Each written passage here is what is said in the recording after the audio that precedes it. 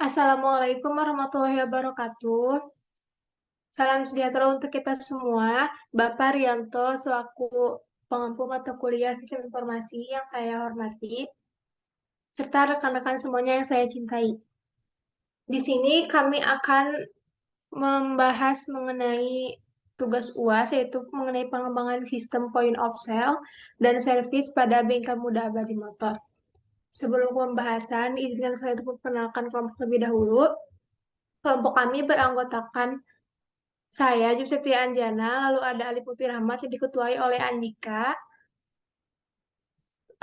Langsung saja, untuk mengefektifkan waktu, kita masuk ke pendahuluan dan analisis permasalahan yang akan dipaparkan oleh Saudara Alif.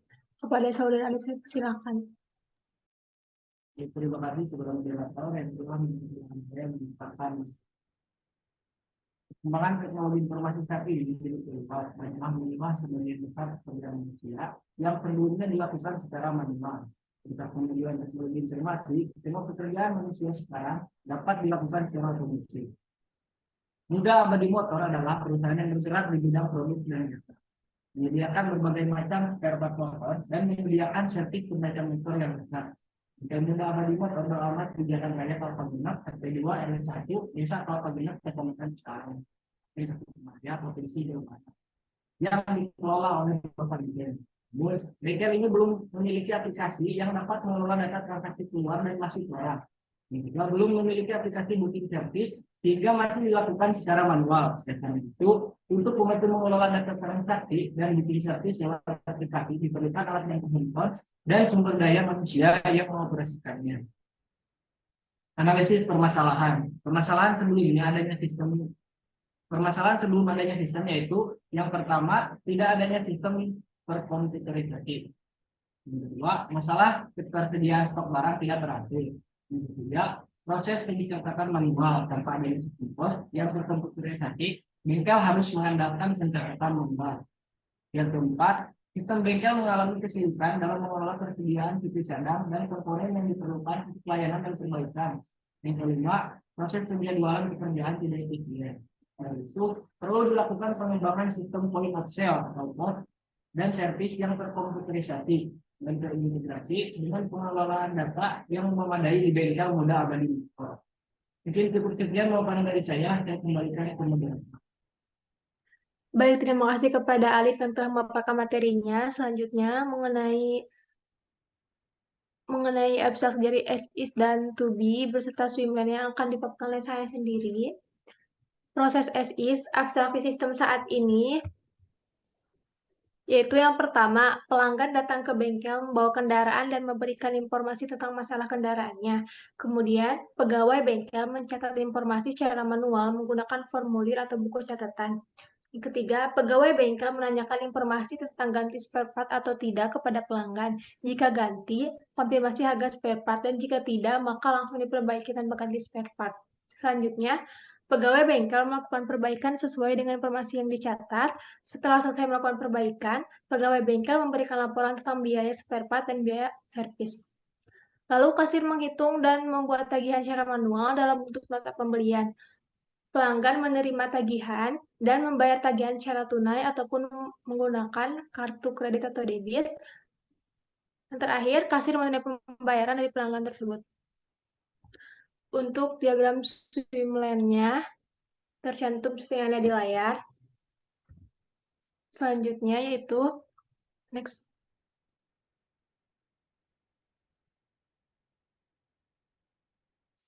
Selanjutnya itu proses to-be-nya atau sistem usulannya, yaitu pertama, pelanggan dapat mendaftar dan mengisi informasi tentang masalah kendaraan lewat aplikasi Mudah Abadi Motor. Setelah selesai mengisi semua tahap pendaftaran, pelanggan akan menerima konfirmasi via email atau notifikasi.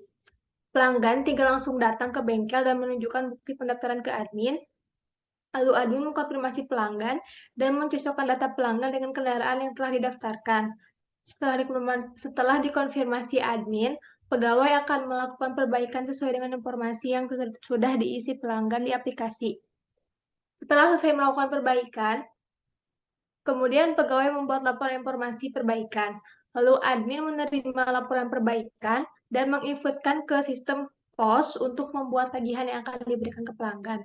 Lalu pelanggan akan menerima tagihan dan melakukan pembayaran ke admin. Kemudian yang terakhir, admin akan menerima pembayaran. Pembahasan selanjutnya untuk diagram streamline-nya bisa dilihat ya, ada di layar. Untuk pembahasan selanjutnya itu mengenai metode dan hasil pengembangannya akan dipaparkan oleh Saudara Andika. Kepadanya saya persilahkan. Baik, terima kasih kepada moderator yang telah mempersilahkan saya untuk melanjutkan materi. Selanjutnya, metode pengembangan sistem. Metode yang kami gunakan yaitu menggunakan User Centered Design atau UCD. Adapun penjelasan mengenai proses User Centered Design dapat diuraikan sebagai berikut. Yang pertama yaitu memahami konteks penggunaan.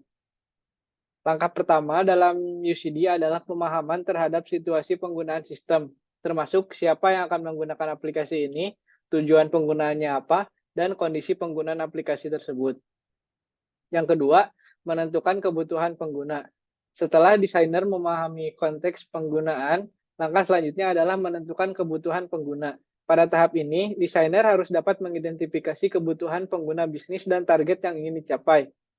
Yang ketiga, mendesain solusi. Langkah berikutnya adalah menciptakan solusi berdasarkan kebutuhan pengguna yang telah ditentukan pada tahap sebelumnya. Proses desain akan melalui beberapa tahap, mulai dari konsep awal, pembuatan prototipe, hingga desain lengkap. Yang terakhir, evaluasi kembali kebutuhan. Evaluasi dilakukan dengan melibatkan pengguna yang akan menggunakan aplikasi. Pertimbangan ini dilakukan dari satu tahap ke tahap berikutnya untuk memastikan bahwa kebutuhan pengguna terpenuhi. Adapun contoh prototipe aplikasi dari sistem POS dan service. Yang pertama bisa kita lihat ada tampilan POS. Yang pertama itu admin melakukan login terlebih dahulu dengan memasukkan email dan password. Setelah login berhasil, akan masuk ke halaman utama yang berisi menu data barang, service, point of sale, dan profil dari bengkel Moda Abadi Motor. Di sini admin membuka menu point of sale. Setelah itu muncul pilihan barang, lalu admin menginputkan barang yang dibeli pelanggan, kemudian admin akan mencetak struk pembelian. Next.